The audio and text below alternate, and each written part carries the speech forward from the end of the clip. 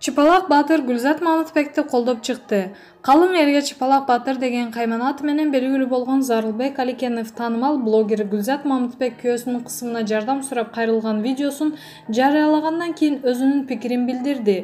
Түшүнүктүү болуп, биз да аял кишини көп кыйнабайлы. Байкап көрсөм ыйлап боздогон Гүлзат Мамытбектин жакшынакай, акылдуу, кичинекей балдары чоңоюп баратыптыр. Деги эле Кыргызстанда аялга зомбулук көрсөткөн акылсыздар көбөйүп бараткандай. Өткөндө дөңгөлөк илген окуя болду. Эми Гүлзат Мамытбекке дагы жолунан адашкандар туура эмес мамиле кылып жатыптыр.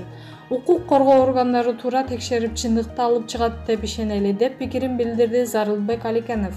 Маалымат булагы Заманча Кеткейжи.